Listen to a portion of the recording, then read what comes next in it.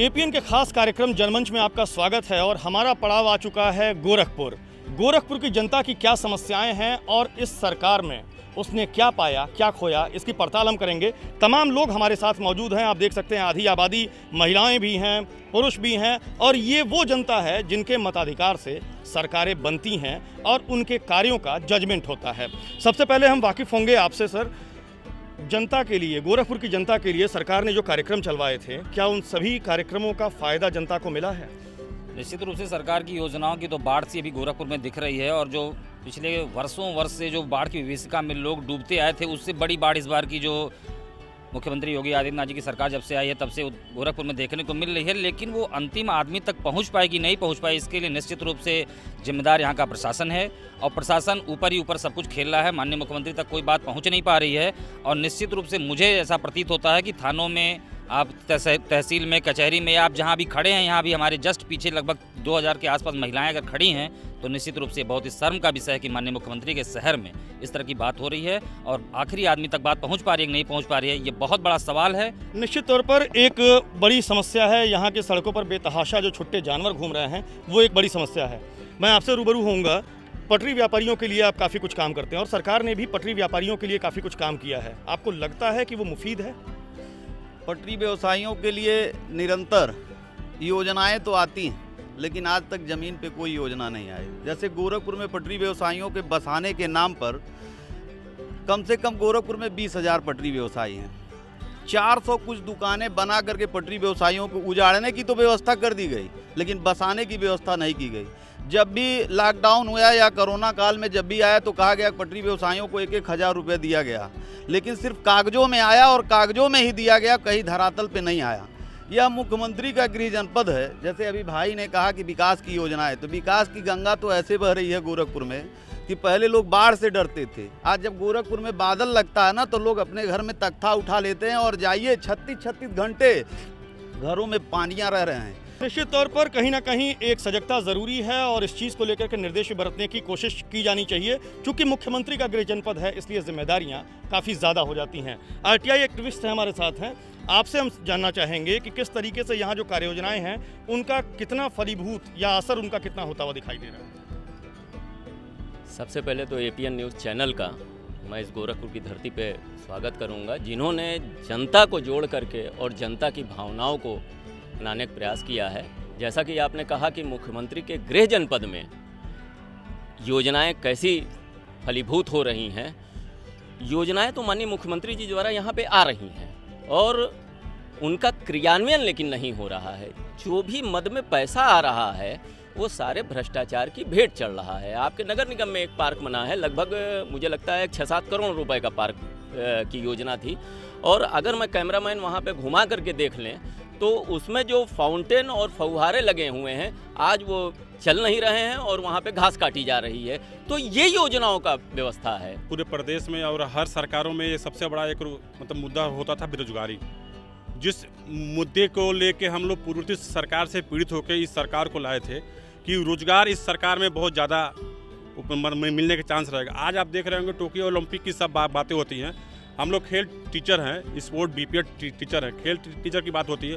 Olympic में medal हर लोग चाहते हैं, मेडल मिलने पे वाहवाही सब लोग देते हैं, लेकिन आप लोग बताना चाहता हूं कि आज 32,022 एक ऐसा पद है बीपीएड का जो मैं पिछले 10 साल से आंदोलन हम लोग कर रहे हैं। पूर्व सरकार से भी कर रहे थे और इस सरकार से भी कर रहे हैं और उस भर्ती के लिए कोर्ट से स्पष्ट आदेश है। हाई कोर्ट का 1 नहीं 2 नहीं 3 आदेश है और आदेश लेके माननीय महाराज जी से लेके सचिवालय तक लेके कोई ऐसा जनप्रतिनिधि नहीं है जिसके लिए हम लोग आदेश लेकर नहीं गए और आज भी वो भर्ती हम लोग को कोर्ट का आदेश का पालन मुख्यमंत्री के शासन में अभी तक नहीं हुआ है। निश्चित तौर पर काफ़ी महत्वपूर्ण बात आपने कही है कि जिस तरीके से जो चर्चाएं चल रही हैं और सरकार का जो रुझान है वो कहीं ना कहीं सीधे तौर पर जनता तक मिलना चाहिए। हमारे साथ महिलाएं भी जुड़ी हुई हैं। हम लोग चूँकि आंगनवाड़ी कार्यकर्तियाँ हैं जो लगभग प्रदेश में 4.25 लाख की तादाद में हैं और हर जन समूह के बीच में सरकार की उन योजनाओं को पहुंचाने का काम करते हैं जिसके लिए सरकार ने इतने सारे तंत्र बनाए। उस योजना को जन जन तक पहुंचाते हैं। यहाँ तक कि अभी कोरोना महामारी के समय में जो घर घर जाकर के सर्वे करना था, परिवार के बीच में जाकर के ये देखना कि किस उम्र के आदमी यहाँ पर है, लंबी बीमारी से ग्रसित कौन है और वर्तमान में कोई संक्रमित तो नहीं, अगर संक्रमित है तो उनको ले जाकर के टीकाकरण कराना, उनको अवेयरनेस देना, ये सारी काम करने के बावजूद उन आंगनबाड़ी कार्यकर्तियों को कोई सुरक्षा व्यवस्था नहीं दी गई। वो खुद सुरक्षित रहते हुए उन जनमानस के बीच में जाएं, ऐसी कोई व्यवस्था सरकार की तरफ से नहीं दी गई और कई आंगनबाड़ी कार्यकर्तियां इसके कोरोना संक्रमण से ग्रसित होकर के मृत्यु भी हो चुकी, लेकिन उस पर सरकार की निगाह अब तक नहीं गई। किसी एक अधिकारी ने नहीं पूछा कि उस परिवार का क्या हो रहा है जिनके पीछे से कोई है नहीं अब गार्जियन। कुल मिला जुला करके आप लोगों की जो मांगे हैं वो अब तक पूरी नहीं हो पाई, पिछले सरकार से लेकर के अब तक कम से कम माननीय मुख्यमंत्री महोदय जी के साथ हमारी 20 बैठक हो चुकी है और बैठक में उन्होंने स्पष्ट रूप से कहा कि आप लोगों के मानदेय को 8 से 10 हज़ार के बीच किया जाएगा और 2017 में कहा। उसके बाद फिर वो जब नहीं मिला, फिर हम लोगों ने एक आंदोलन किया। आंदोलन के बाद पुनः उन्होंने एक कार्यक्रम करके और वीडियो कॉन्फ्रेंसिंग के माध्यम से पूरे प्रदेश की आंगनबाड़ियों को उन्होंने संबोधित करते हुए स्वयं कहा कि 1500 रुपये प्रति माह मानदेय आप लोगों का बढ़ाया जाएगा, लेकिन आज तक वो मानदेय नहीं मिला। कुछ महिलाएं हमारे साथ और भी हैं, हम उनसे भी चर्चा करेंगे। विषय काफ़ी महत्वपूर्ण हो जाता है महिलाओं को स्वरोजगारित करने का और उनको आत्मसम्मान और सुरक्षा और संबल देने का। आप क्या कहना चाहेंगी, सरकार की ओर से ये तीनों चीज़ें आपको फुलफिल हुई? जब माननीय मुख्यमंत्री जी मुख्यमंत्री बने तो पहले हम लोग अबीर और गुलाल लेके पहुंचे कि माननीय मुख्यमंत्री जी के साथ हम लोग अपना जो है प्रकट करेंगे, अपनी भाव को प्रकट करेंगे। वो सुना भी गया, लेकिन छलावा पे छलावा करते जा कर रहे हैं महिलाओं की हित ऐसी हैं। आज एक ऐसी महिलाओं की हित ऐसी हैं कि जो महिलाएं अपने पेट भरने के लिए दर दर भटक रही हैं। मेरे बच्चे पढ़ाई बिना वंचित हो रहे हैं, इतने काबिल होते हुए मेरे बच्चे यहाँ से बता रहे हैं 4 साल सीए करने के बाद मैं अपने बच्चे को दिल्ली से बुला ली, मैं पढ़ा नहीं पा रही हूँ और चाय रोटी आज खिलाती हूँ घर में बैठा करके। ये बहुत दर्द की बात होती है कि बाहर निकलने के बाद, दहलीज से बाहर निकलने के बाद अगर हम पेट पालने के लिए बच्चों को निकले और उस बच्चों का पेट नहीं बढ़ रहा है, इस सरकार को शर्म से झुक जानी चाहिए। निश्चित तौर पर जो वादे किए गए थे, जो दावे किए गए थे सरकार की ओर से, उसका एक असर साफ तौर पर देखने को मिल रहा है कि अगर कोई टेक्निकल पढ़ाई करने के बावजूद अगर वो बेरोजगार है तो कहीं ना कहीं ये दिक्कत का विषय है और सरकार के ऊपर उंगली उठना लाजमी है। आप गृहिणी हैं, महंगाई एक बड़ा मुद्दा है, आप क्या कहना चाहेंगी? तो मेरा ये कहना है कि आज जो महंगाई है, मतलब आप अगर 100 रुपये पहले हम लोग जाते थे सामान खरीदने तो 100 रुपये पे हम झोला भर के ले आते थे, लेकिन आज के डेट में 100 रुपये में कुछ नहीं मिलता है। निश्चित तौर पर कहीं ना कहीं मामले काफ़ी गंभीर होते जा रहे हैं। एक विषय और भी है, आप युवा हैं, रोजगार और शिक्षा ये दोनों एक ही सिक्के के दो पहलू हैं। मुख्यमंत्री योगी आदित्यनाथ जब सांसद थे और अब मुख्यमंत्री हैं, दोनों में फ़र्क क्या देखते हैं और उत्तर प्रदेश के लिए कितना बेहतर कार्य वो कर रहे हैं? वाकई में मुख्यमंत्री जी ने बेहतर काम कार्य किया। 4.5 साल के कार्यकाल में देखा जाए तो आप रोजगार और शिक्षा की बात करते, यही पूर्वांचल है जो पूर्व की सरकारों के द्वारा उपेक्षित था। और मुख्यमंत्री योगी आदित्यनाथ के बनने के बाद निजी क्षेत्र का पहला, पूर्वांचल का पहला विश्वविद्यालय गोरखपुर में बनने जा रहा। आज तक की सरकारों ने क्या किया उत्तर प्रदेश के लिए, ये बड़ा मुद्दा है। जो समाजवादी पार्टी, बहुजन समाज पार्टी की पूर्व की सरकारों ने चीनी मिलों को बेच दिया था, आज नई चीनी मिलें पिपराइच में बनी है और यहाँ बस्ती के पास बनी, कई चीनी मिलें बनी। जो पूर्व की सरकारें थी जो पश्चिम में लेके योजनाएं जाती थी, आप देख रहे हैं मेडिकल कॉलेज का निर्माण हो रहा है देवरिया जैसे छोटे जिले में हो रहा है, जो लगातार एक बिहार कहले बिहार से एक बड़ी आबादी जो आती थी उत्तर प्रदेश में इलाज के लिए, उनके लिए बेहतर का। हम लोग खुद यहाँ से लखनऊ और दिल्ली जाते थे, लेकिन अब हम वो दिन याद है जब मुख्यमंत्री ने सड़क से लेकर सदन तक लड़ाई लड़ते हुए गोरखपुर में एम्स की स्थापना किए थे। यही कांग्रेस की सरकार थी और समाजवादी पार्टी की सरकार थी जो यहाँ से दूर ले जाना चाहती थी। कहीं ना कहीं मुख्यमंत्री ने बेहतर कार्य किया है। हाँ, ये बात रही नौकरशाहों की, नौकरशाह बेलगाम है। नौकरशाह यही वो नौकरशाह जो समाजवादी पार्टी और बहुजन समाज पार्टी की सरकारों में बैठ के भ्रष्टाचार में संलिप्त थे, यही नौकरशाह। तो इसमें देखा गया कि बड़े पैमाने पर जहाँ जहाँ नज़र पड़ती है कार्रवाई होती, लेकिन इनकी श्रृंखला इतनी ज़्यादा है कि इतना आसानी से कम करना, इसको ख़त्म नहीं किया जा सकता। और रही बात, कुछ विषय पे आप भी चर्चा करना चाह रहे थे, कुछ आप कहना चाह रहे थे गोरखपुर को लेकर। हमको ये भी याद करना चाहिए जब सन 47 जब भारत आज़ाद हुआ तो $1 1 रुपये बराबर था। आज हमारी जनसंख्या जो है 3 गुनी हो गई है।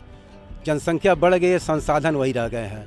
और उन संसाधनों के बीच में अगर योगी जी ने बहुत काम किए, तमाम मेडिकल कॉलेज आजमगढ़, देवरिया, सिद्धार्थनगर, आपका जो है ये बस्ती मेडिकल कॉलेज दिए, शिक्षा के क्षेत्र में अच्छा काम किया, विश्वविद्यालय दिए, फर्टिलाइज़र दिया रोजगार के क्षेत्र में। कोई जरूर नहीं है। गुजरात में कोई रोजगार नहीं करता है, गुजरात कोई नौकरी नहीं करता है। खुद ही को कर इतना बुलंद, खुदा पूछे बंदे तेरा रजा क्या है। जनता की आवाज़ जो है कहीं ना कहीं सरकार, नहीं तो उसके बाद न्यायपालिका होती है। मसला यही है कि अगर अधिकारी बात नहीं सुनेगा, जनप्रतिनिधि बात नहीं सुनेंगे, तो न्यायपालिका बात ज़रूर सुनेगी। और उसके बावजूद अगर जनता हतोत्साहित है तो कहीं ना कहीं सिस्टम जो है उसमें काला धब्बा ज़रूर है। हम इस वक्त मौजूद हैं गोरखपुर में। अच्छा, एक बहुत विशेष बिल लाया गया था सरकार की ओर से, जनसंख्या नियंत्रण बिल।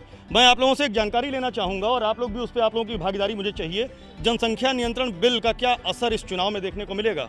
कि सरकार जो नई जनसंख्या नीति लागू करी है वो सही है, लेकिन उसको सही तरीके से लागू किया जाए। मान लीजिए जिसके पहले से ही बच्चे हैं, 3 बच्चे या 4 बच्चे हैं, मान लीजिए योजना तो अभी लागू हो रही है, तो अब से जो बच्चे होंगे वो तो सही है, लेकिन जो उनके बच्चे 3 बच्चे 4 बच्चे पहले से हैं उनको भी तो कुछ लाभ मिलना चाहिए। क्या वो सरकार की योजना से वंचित हो जाए? अब यही देखना है सरकार क्या करती है। बिल्कुल सही बात आपने कहा। आप कुछ कहना चाह रहे हैं जनसंख्या नियंत्रण बिल पे, आप बताइए। मुद्दा बनेगा, कठोरता से इसको लागू करने की जरूरत है, क्योंकि यहाँ प्रदेश में, देश में इतनी जनसंख्या बढ़ गई है, 1 अरब से ऊपर जनसंख्या होने वाली है और संसाधन कम है, तो बेरोजगारी बढ़ेगी, अन्य काम भी नहीं हो पाएंगे। इसलिए कठोरता से, धर्म से कोई मुद्दा नहीं है इसमें। बहुत लोग धर्म का मुद्दा बनाते हैं, लेकिन मुद्दा नहीं है, सबके लिए बराबर है और सबके हित में है, बिल्कुल होना चाहिए और कठोरता से इसको लागू करना चाहिए। आप कुछ कहना चाह रहे हैं? एक सलाह ये देना चाहूँगा कि जैसे आरक्षण चलता हमारे यहाँ, तो जिसकी ये भी लागू हो, लेकिन हम तो इस समय वर्तमान समय लागू हो, लेकिन सरकार को सलाह देना चाहता हूँ जिसके एक भी बच्चे ना हो, उनको शेड्यूल कास्ट की जितनी भी सुविधा होती है दी जाए। उनके बच्चों, जिसके 1 बच्चे हो उसको बैकवर्ड की सुविधा दी जाए, जिसके 2 बच्चे उसको सामान्य मान लिया जाए, जाति के आधार पर ना माना जाए, कर्म के आधार पर माना जाए। मैं ही कहना चाहता हूँ। मंदिर का मुद्दा बड़ा महत्वपूर्ण हो जाता है। मंदिर का मुद्दा क्या निश्चित तौर पर कहीं ना कहीं असर बनेगा इस चुनाव में? बेसिक, क्योंकि ज़रूर बनेगा ये, क्योंकि एक आस्था का विषय भी है हिंदू समाज के लिए। राम जन्मभूमि के लिए शुरू से जो बीजेपी कहती रही है और उसको उन्होंने किया है, तो उसका ज़रूर उसको एडवांटेज मिलेगा। हिंदू मुस्लिम के नाम पे सिर्फ खंडित करने की बात है, क्योंकि हिंदुस्तान में हिंदू मुस्लिम सिख ईसाई सब हैं, भाई भाई के नाम से जाने जाता है। हिंदुस्तान पूरे वर्ल्ड में हमारा सिर्फ इसी नाते गौरवशाली देश माना जाता है, क्योंकि यहाँ हर धर्म, हर जाति, हर व्यक्ति को अपने हिसाब से जीने, रहने, खाने का, स्वतंत्रता तरीके से अपने धर्म को मानने का हर तरीके का एक समान, एक बराबर अधिकार है।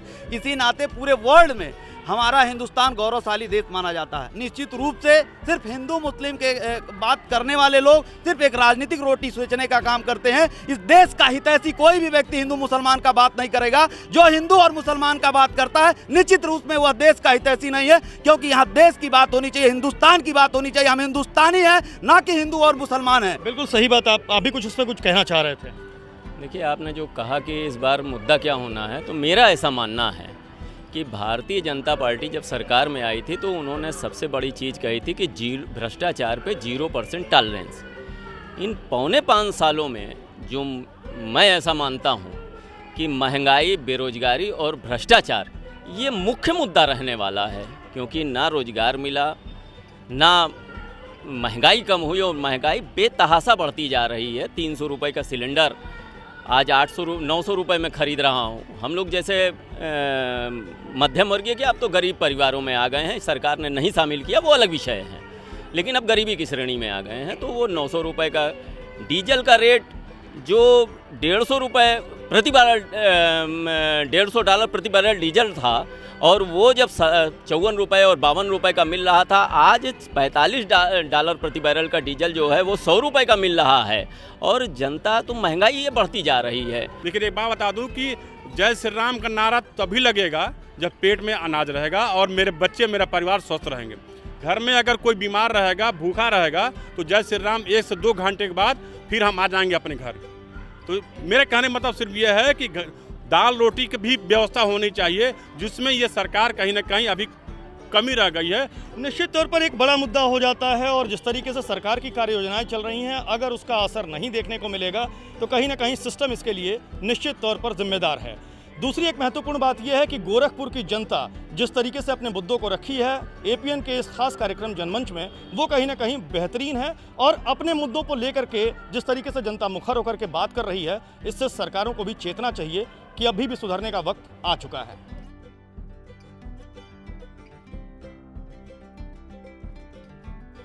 गोरखपुर को एक टूरिस्ट हब के तौर पर विकसित करने की योजना बनाई जा रही है और इस वक्त हम लोग मौजूद हैं नौका विहार में। आप देख सकते हैं यहाँ का नज़ारा कि किस तरीके से पर्यटकों की यहाँ पर भीड़ लगी हुई है नौकायन करने के लिए, और इसके साथ यहाँ पर चिड़ियाघर और इसके अलावा तमाम और भी अवस्थापना सुविधाएं जो हैं उनको डेवलप किया जा रहा है। कुछ यूथ हमारे साथ मौजूद हैं, हम उनसे बातचीत करेंगे।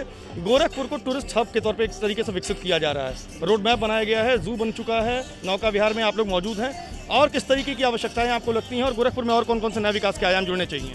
सर अभी गोरखपुर में जो ये बन चुका है अपना, जैसे जू है, ये नौका विहार का ये फाउंड जो बना है घूमने के लिए, अभी तो ये बहुत बढ़िया है। हमारे यहाँ पे बनाने के लिए और भी कुछ है, जैसे टूरिस्टर प्लेस के लिए, तो अभी वहाँ पे पूरा बना नहीं है, मगर बनाए लोग तो और अच्छी बात है। सर आप क्या कहना चाहेंगी यहाँ पर कि एक टूरिस्ट हब के तौर पे इसको विकसित किया जा रहा है? सर बना तो काफ़ी अच्छा है, लेकिन थोड़ी बहुत कमियां हैं। लोग यहाँ पे थोड़ा सा अब गंदगी जैसे फैला देते हैं, तो उन लोगों को सोचना चाहिए कि अपना गोरखपुर है तो साफ़ सफाई रखें, बस इसी का ध्यान रखना है, बाकी सब तो बहुत अच्छा है। आप क्या कहना चाहेंगी? बिल्कुल, हमारा ये जो टूरिस्ट प्लेस है इसको अन्य जगह भी डेवलप करेंगे तो हमारे कंट्री डेवलप होगी, और ऐसे ही टूरिस्ट प्लेस और भी ज़्यादा हमारे गोरखपुर में बनाना चाहिए ताकि हमारा गोरखपुर और भी डेवलप हो, हमारी कंट्री और भी डेवलप हो। इसके बाद क्लीनिंग का भी बहुत ध्यान रखना चाहिए, जहाँ इधर उधर लोग डस्ट वगैरह कर रहे हैं ये नहीं करना चाहिए, इनको ध्यान रखना चाहिए क्योंकि यूथ की जिम्मेदारी है ये। निश्चित तौर पर एक महत्वपूर्ण बात है कि संपूर्ण स्वच्छता अभियान भारत सरकार की ओर से चलाया भी जा रहा है और जिस तरीके से टूरिस्ट प्लेस को डेवलप किया जा रहा है उसको लेकर के कहीं ना कहीं कार्य योजना भी तैयार है।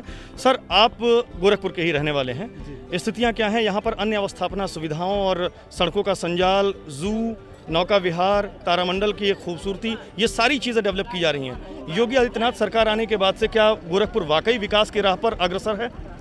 सर विकास तो काफ़ी है, इसके पहले भी काफ़ी लोग मुख्यमंत्री हुए लेकिन कभी ऐसा विकास नहीं देखा गया। जैसे बिजली है, सड़क है, शिक्षा सुविधा है और साथ साथ शहर की सारी इकोनॉमिक डेवलप, सड़कें, फर्टिलाइजर्स, रोडें, मतलब बहुत सारी चीज़ ऐसी चीज़ हैं। उन्होंने 5 साल ज़मीन पर उतार के काम किया, इन्होंने काम ज़मीन पर है, बात में नहीं है, ये दिखाई दे रहा है। बिल्कुल, निश्चित तौर पर योगी सरकार का जो दावा था कि गोरखपुर और इवन पूर्वांचल, जो कि एक तरीके से उत्तर प्रदेश के अभिशाप के तौर पे कभी जाना जाता था क्योंकि बीमारू ज़िलों के तौर पर इसको देखा जाता था पूर्वांचल के इलाके को, लेकिन उसके बावजूद जो अवस्थापना सुविधा और इसके अलावा जो टूरिस्ट हब के तौर पे जो वर्कआउट किया जा रहा है वो कहीं ना कहीं काबिल तारीफ़ है और लोगों का हुजूम इस बात की तस्दीक करता है कि निश्चित तौर पर गोरखपुर जिस पहले इतिहास में देखा जाता रहा है उसको लेकर के कहीं ना कहीं अब नया अध्याय जोड़ने लगा है। कैमरा पर्सन ऋतिक के साथ विक्रम मिश्रा, APN, गोरखपुर।